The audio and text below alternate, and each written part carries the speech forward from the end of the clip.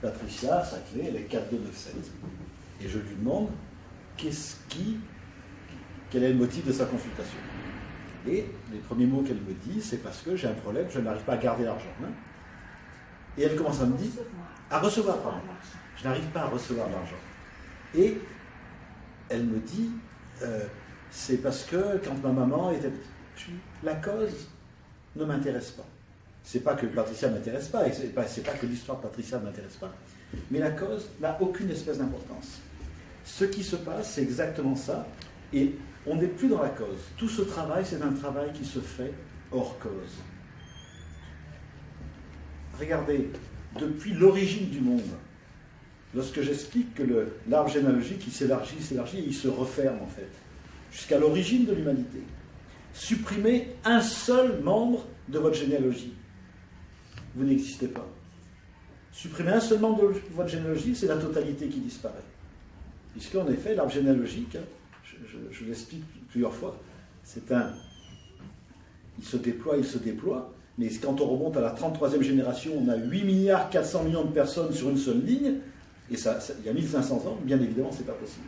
On a tous ces ancêtres, on a tous un tas d'ancêtres communs, et ce qui fait que cet arbre, il se referme. Donc, enlevant un élément, c'est la totalité qui disparaît. Donc la cause ne nous intéresse pas, puisque un élément parle de la totalité. Et c'est fondamental de comprendre ça pour pouvoir justement guérir notre vie. Pour pouvoir guérir notre vie, c'est de sortir de la causalité, parce que la cause, et pourquoi ta maman elle a fonctionné comme ça?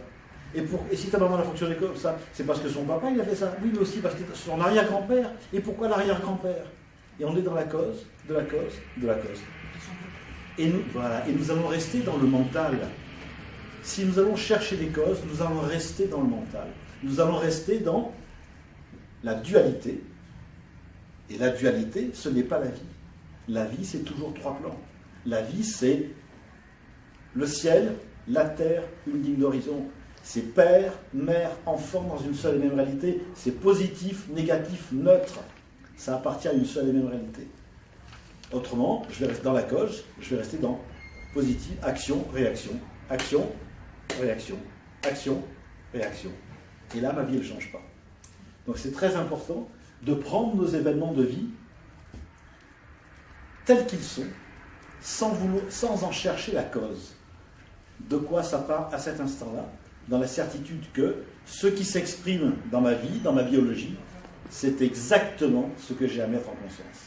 Et c'est comme ça que nous pouvons travailler sur nos événements, c'est comme ça que nous pouvons travailler sur nos maladies, c'est comme ça que nous pouvons changer notre vie, parce que nous sommes dans la certitude que tout a sens, et qu'il n'y a rien à enlever, rien à rajouter, et que tout est là. Hein? Donc voilà comment nous pouvons travailler sur nous.